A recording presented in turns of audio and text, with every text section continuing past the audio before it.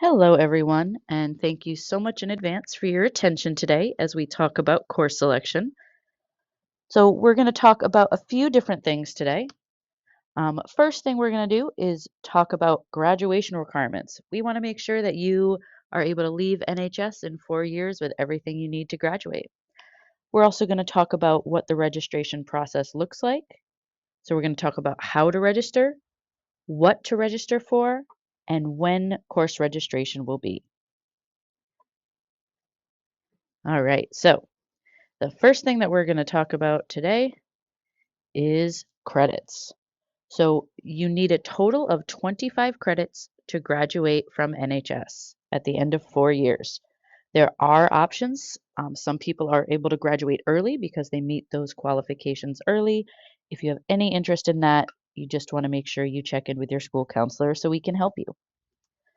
So, under the graduation requirements, you'll notice that English requires 4 full credits for graduation, social studies, 3 credits, world language, 1 credit, fine arts, a half a credit, and then there's an additional category called humanities elective. So after you complete 4 English credits, if you took any additional credits, those would go into the elective section. And that's the same for social studies, world language, and fine arts. Any additional courses you take in those areas will move into the humanities elective category.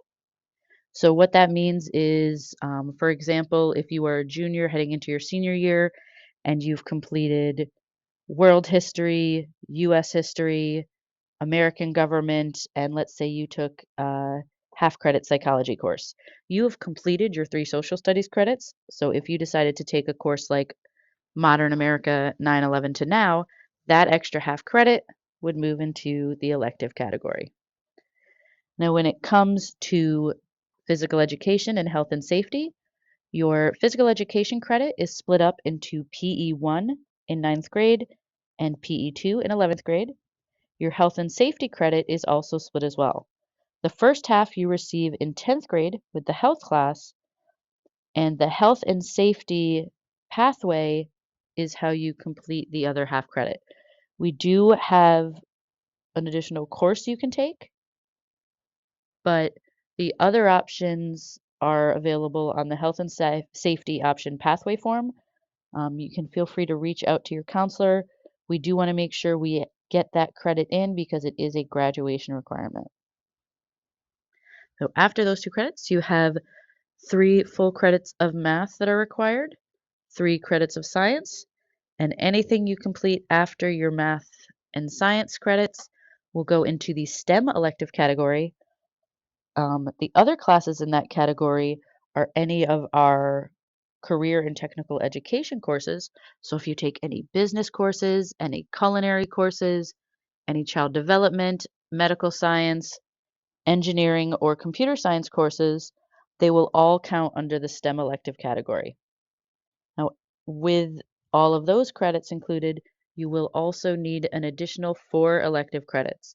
Those can be earned through half credit courses, full year, full credit courses, and then there are a number of other options to earn quarter credit like student aid, work experience, and things of that nature.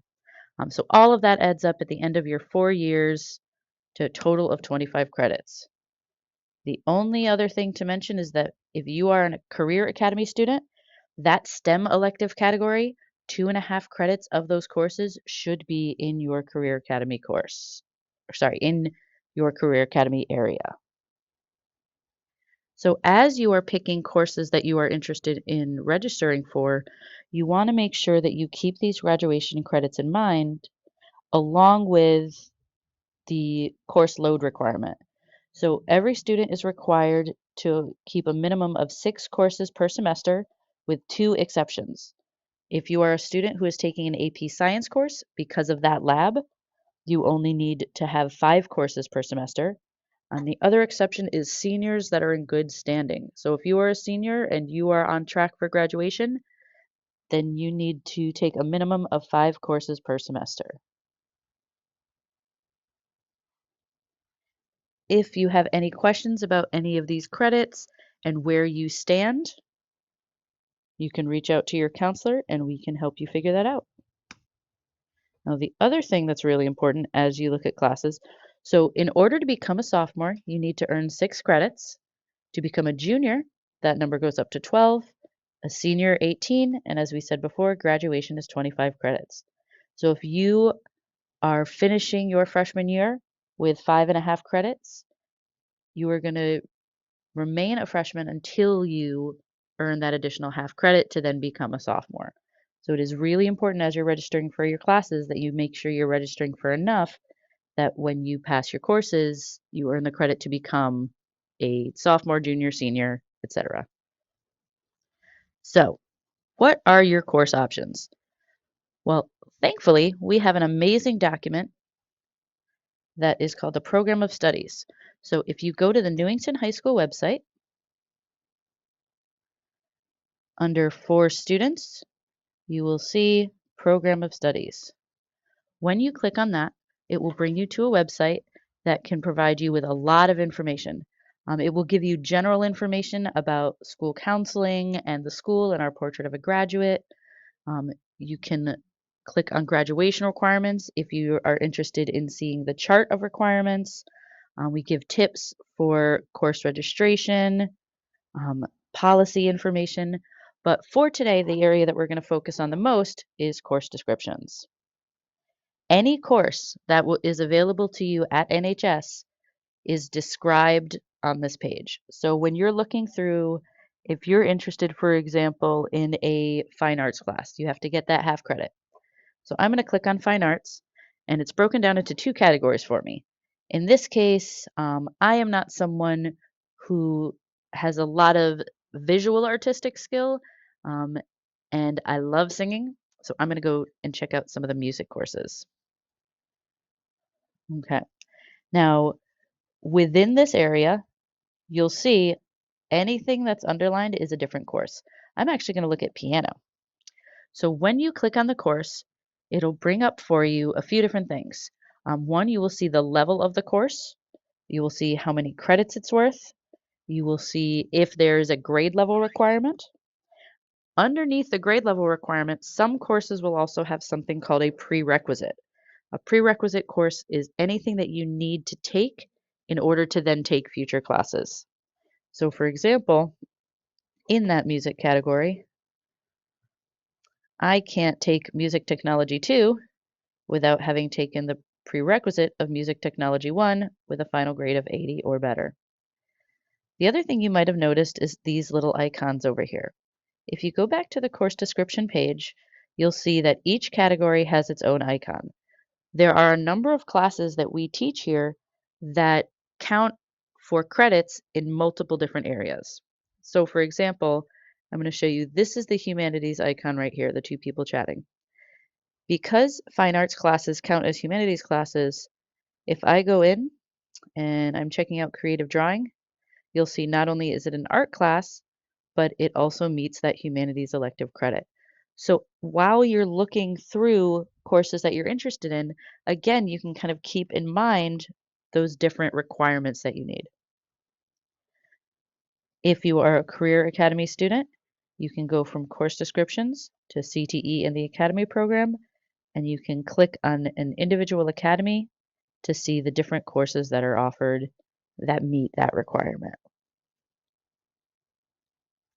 And just as a reminder, we currently have Career Academy programs in culinary and hospitality, finance and business management, IT and digital creation, aerospace and engineering, and medical sciences. If you are interested in careers in any of those fields, please feel free to reach out to your teacher or to the Career Academy counselor in the Career Services office for more information on the different opportunities available. Okay, so we're going to go back.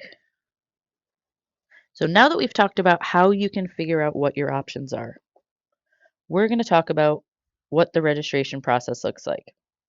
Now, the first thing that happens in the PowerSchool portal where registration occurs is your teachers are actually going to go into PowerSchool and make course recommendations. So if you are taking Algebra 1, your Algebra 1 teacher will make a recommendation of what they think is best for you in the path that you're moving forward in the following year. Once the course registration portal is open, you will log into your PowerSchool account during the last week of January, the first week of February, somewhere in there, and you can enter your course request through that portal. There are instructions and video tutorials that are in the program of studies that I just showed you. But what you're going to do once you log into PowerSchool is click on that that class registration button. When you click on an area, you'll see, for example, this is the teacher recommendation. So this student was recommended for English 10. So when you go into the drop down for the subject area, you click on that. You'll select the course and move on to the next page. Now, one thing is actually really important. If you don't find your course available, more often than not, it means that it is on a second page. You just want to click on next. And for some of the courses, you may have to click next multiple times because we have a lot of courses available in that area. Now, during this process, if you run into any issues, please let your school counselor know or let a school counselor know. We can work with our PowerSchool team to see if there's an error just in the programming, or maybe there's a prerequisite that you need, and we can help you out with that information. One thing that is really cool is that your school counselors are actually going to be visiting your English classes to help you with course requests in the PowerSchool portal once it's open. So even if all you have time for is to look up your course requests, that's okay because we'll be able to help you put them in. Changes to any course requests can be made through counselors until the second week of March, but the last day of school is the last day for course request changes. So that is really important to know. We are going to be talking about when to register very shortly. As I said, counselors will be in your English classes, but a couple of things that we really want you to remember. If you don't register for your courses and let us know what courses you are interested in taking, we will have to make the selection for you. We have a lot of amazing courses, but unfortunately, we can't read your mind. So if there's a particular course that you're really interested in, we really need you to complete the registration process because we won't be able to necessarily just guess that. You will also be asked to request 2 backup courses. They should be different courses than any other course you registered for. When PowerSchool goes through and creates your course schedule based on your course requests, if a course is full, we need a backup that you have not already chosen so that we can make sure you get at least 6 classes per semester or 5 if you're in an AP Science or senior. What you select does drive the courses that we offer. That's the other piece that's really important. If there's a class you're interested in that has not run for a few years, it may be worth seeing if a group of people want to take that course with you so you can all register for it together. And remember that the requests don't equal your actual schedule. There are a number of different factors that play a role in finalizing your schedule. So once you complete your requests, just remember that we will always do our best to get the classes that you're interested in for you, but sometimes, unfortunately, it does not work out. And if you are interested in taking an AP course, you can't drop it once you have requested it without an appeal to the school principal. So just keep that information in mind. As I said before, we're going to be coming into your classes to answer any questions, but you're always more than welcome to reach out to your school counselor. And thank you again so much for your attention.